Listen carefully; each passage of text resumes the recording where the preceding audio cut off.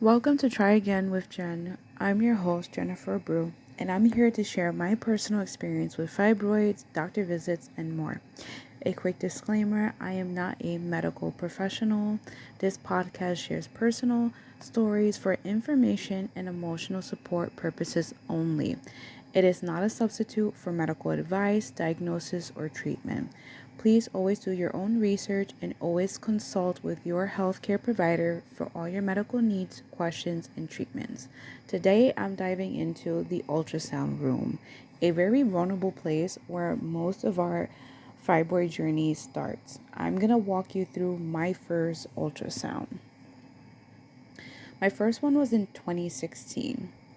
And the reason why it was like an ordinary day, but in 2016, when I went to use the bathroom, this random pink flesh just came out of me. I wasn't menstruating.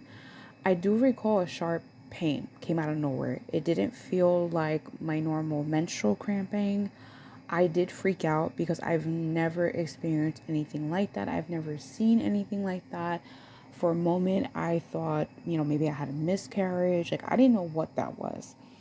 I left work early and I went to the nearest urgent care. I had taken a picture what it looked like and I explained to them my symptoms. So they urged me to go to the emergency room. So luckily for me, it was walking distance, and as I mentioned, the pain stopped. It only lasted maybe a few seconds, no more than a minute or so. I go to the ER.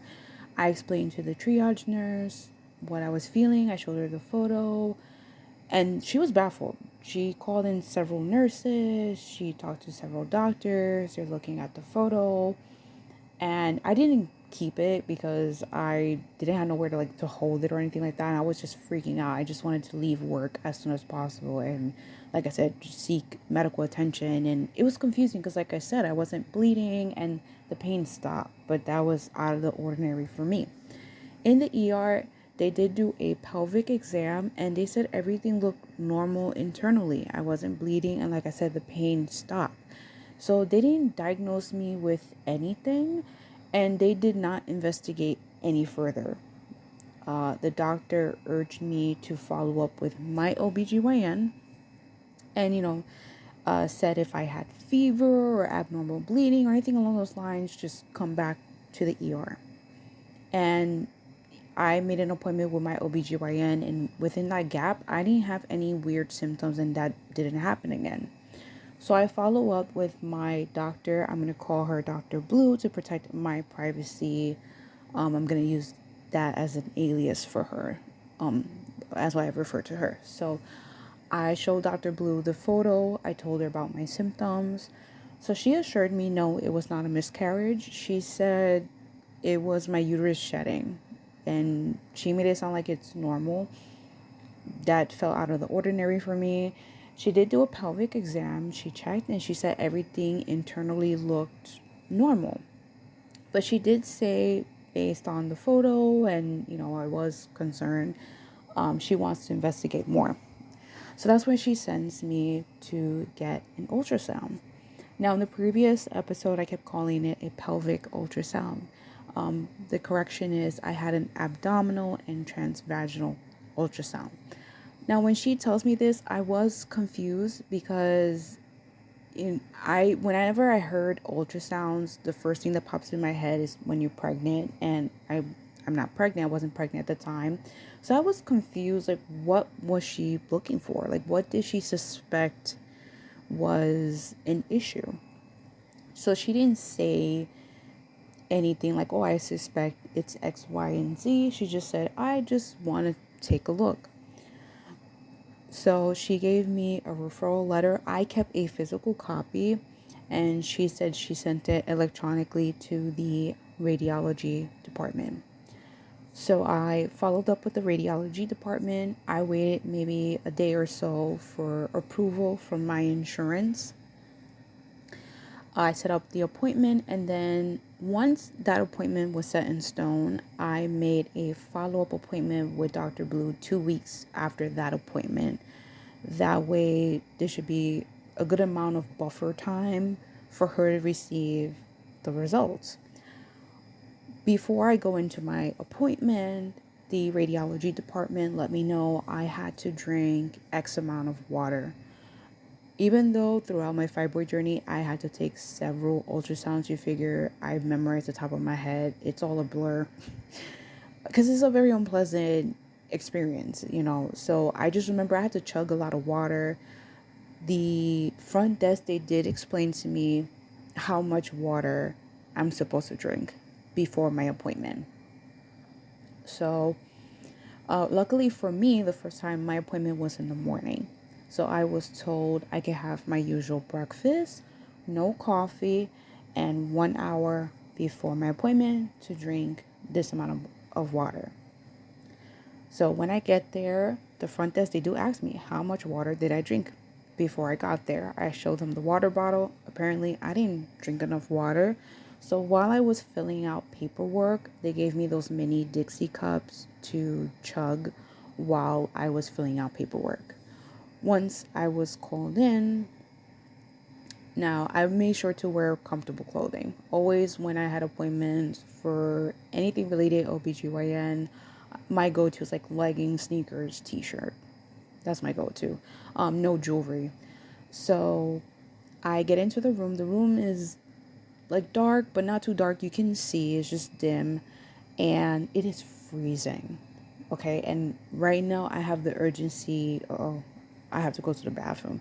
Now it wasn't urgent like emergency, but just that you feel the urge that I need to go to the bathroom. That's what I felt at this moment.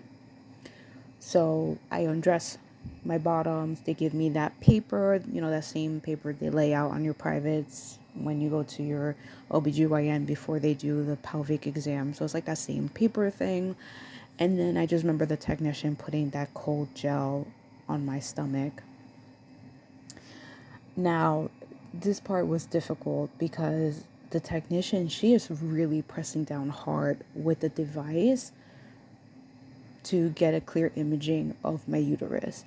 And it is so hard to just hold it in. I'm looking at the technician, I'm giving her a dirty stare because I don't want to have an accident on the table. And she's really pressing hard. She does apologize. She tells me she's really trying hard to get a clear imaging of my uterus. She does that for a bit. In the meantime, I don't remember why I didn't play games on my phone or entertain myself with my phone. I just stood staring at the ceiling. Usually in the doctor's office, they have, words of affirmations or paintings or even like medical charts, things along those lines.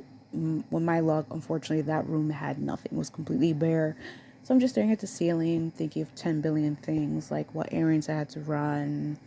At the time I was going to school, so I was thinking about, homework assignments, just stuff like that.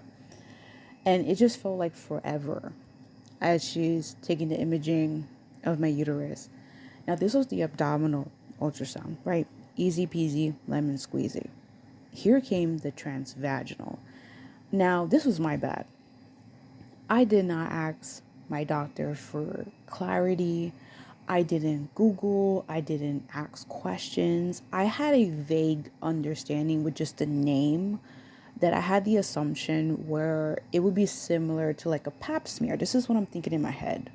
I didn't ask questions. At this time, I'm like about my early to mid 20s. So I just come in like, oh, I'm here for my appointment. I really just went in blindly, right?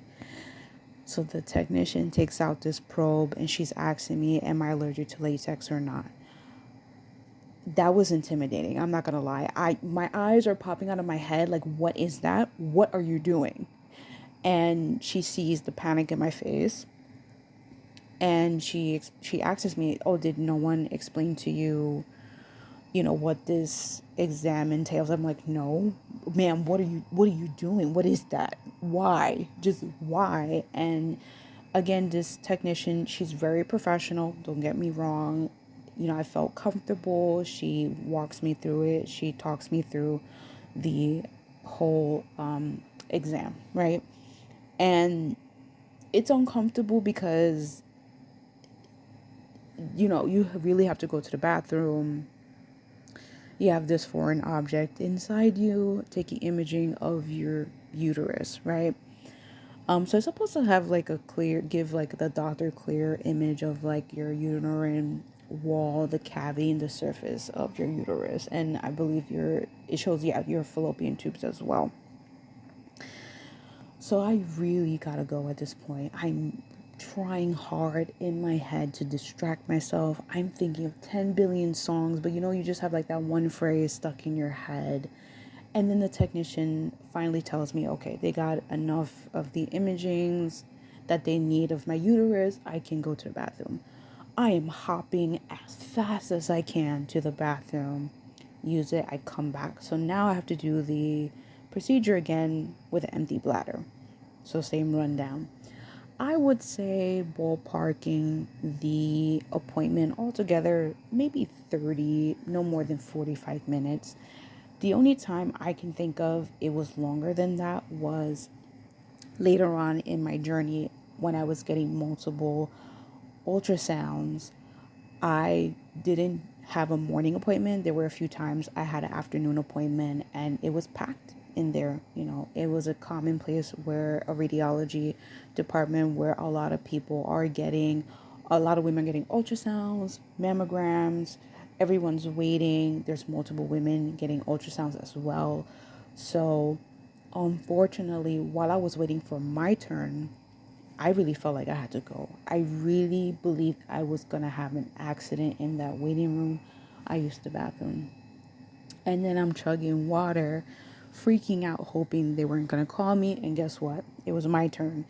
And, I try to be slick and lie like, oh, yeah, I'm ready. And the technician, she tells me, your bladder is not full. You got to step down from the table, drink X amount of water based on what she saw on the sonogram of my bladder, like how full it was or basically how empty it was while she attended other patients. So please don't be slick like I try to be and lie because it was right there on the screen. So I couldn't get out of that. My preference is the morning as well, morning appointments if you can, because I feel like those are quick and out of the way type of thing. And I'm trying to think how long it took for the results. I believe it's several business days. I don't think it was longer than a week, honestly, even though I did a 2-week span to give Dr. Blue enough time. Like I said, this was my first time doing an ultrasound, so that's why I waited the 2 weeks. So after that appointment, and I had my follow-up with Dr. Blue, she shows me the report. Now, I'm not going to bore you with the medical jargon, but I didn't even understand the report she gave me. It just shows all these numbers and measurements. I'm looking at it confused, like, what am I staring at? I just told her, like, can you just give me the cliff notes? Like, why are you giving me this? As if, like, I'm a doctor and I could understand and read all this, right? So she tells me, yes, that I have 2 fibroids. And I'm sitting there, this is the first time I hear about this. So I asked her, like, what is this? And she just tells me, oh, it's non-cancerous mass that grows in your uterus. So sadly, as I mentioned in the previous episode, there are different types of fibroids. Their names are based on where is it located in your uterus. When Dr. Blue gave me my diagnosis based on the report of the ultrasound, she didn't give me a rundown what type of fibroid I had. She just said, yes, I had 2 fibroids. So I'm confused, a little nervous, but I didn't take it serious because as she's giving me this report on what was the findings, she was very nonchalant. There was no urgency in her tone, in her body language. It was like a normal, regular conversation. So I didn't take it as serious as I should have, right? So she tells me the measurement. That measurement in 2016, one of them was 1.4 centimeter and the second one was 1.8 centimeter. I won't bore you with the mathematics, but just to give you a visual, basically it's like almost the size of a blueberry, right? Now, if you're wondering, okay, how big or how small fibroids can be, it varies. It could be as small as apple seeds. They could be the size of what I had it in 2016, which was the size of a blueberry or pencil eraser or something along those lines. Or it could be really big, from like a grapefruit, a mango, or larger. And it varies that, you can have one, two, or many. It all depends. It's different for every woman. But in that report in 2016, it just shows those two fibroids. Again, there was no urgency in her tone, and as she's explaining this to me, I asked her what is there to do about it or what causes it. She confirms there's no root cause, and she just kept confirming to me like it's not a big deal. She's like, oh, it's very common, so many women have it. She's like, you're on birth control. At the time I was on birth control, so she reassures me that being on birth control will help, and that she gave me the notion as if it would just go away, like it's nothing, like I said, to be concerned about. So I didn't take it serious. Especially I was young in my 20s. I never heard of fibroids. Like I said, it doesn't run in my family. And I'm just taking my doctor's word for it. Along with, I didn't have any weird symptoms following up. Like I didn't have another incident with a pain like that or heavy bleeding. This all happened several years later. But right then and there, I wasn't concerned because nothing out of the ordinary was happening to my body.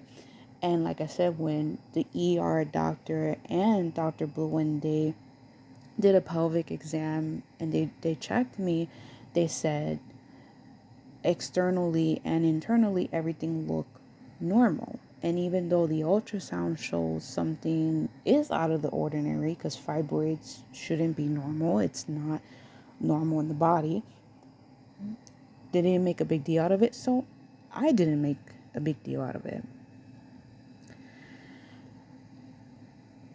Now, I wish, if I could go back, I wish I could do more research and advocate it for myself. If somebody were to ask me, how did you feel the first time you heard it? I was not scared. It did not give me anxiety. I wasn't worried. Unfortunately, that bit me in the butt years later.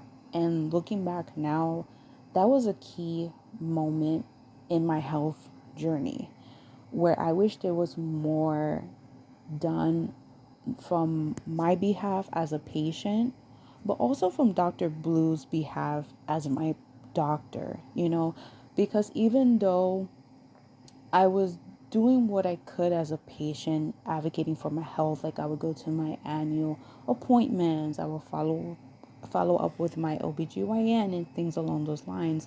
I didn't follow up with ultrasounds after that. It wasn't till the several years when I started having the abnormal heavy bleeding and the large clottings, where the doctor was like, oh, let's do an ultrasound to follow up. The fact that something was already found in 2016 should have raised a flag where I feel Dr. Blue should have advocated or maybe conversated with me that it should be closely monitored, even though I wasn't exhibiting alarming symptoms. Because years later, I started developing alarming symptoms where it was abnormal for me, and then turned out the fibroids got bigger. Now, yes, there's no cure for fibroids, but I do believe if there was more advocacy and preventative care, maybe it would not have gotten as bad as it did. This is just what I believe. I don't have proof. I don't know. This is just me reflecting on the beginning of my fibroid journey. I don't know what that would have looked like if we nipped it in the bud. I don't know if there's any medication I could have been on. Like, I have no idea what that would have entailed or looked like, because that wasn't followed up. It was like the back of our minds and just going about my life again. And like, I would see Dr. Blue yearly. I would do like an annual PAP examinations. I would do an annual physical with my primary care doctor. And even though I've mentioned it, none of us flagged it as, you know what, let's just keep an eye on it. Even though it's non-cancerous, I guess because it's seen as it's not a big deal. It's nothing to worry about. I think that's the problem. I I think when something shows up abnormal, even though it's not a threat, is something we should look at closely. Just keep an eye on it, not wait till it's a problem, right? And that was my takeaway for, my first ultrasound. And it kind of mapped out, you know, later on more ultrasounds that I took, and I was more prepared when I had several appointments for ultrasounds later on in my fibroid journey. But ladies, I want to know, what was your ultrasound experience like? Was it anything like mine? How did you feel when you got diagnosed with fibroids? Was there urgency? Were you nonchalant as I was? I would love to hear your stories. And you can reach me at tryagainwithjen.podcast at gmail.com. If this episode helped you feel seen, please subscribe and share to help these stories reach other women who really need them. Because together, we're going to try again. Thank you for listening. Until next time, keep trying.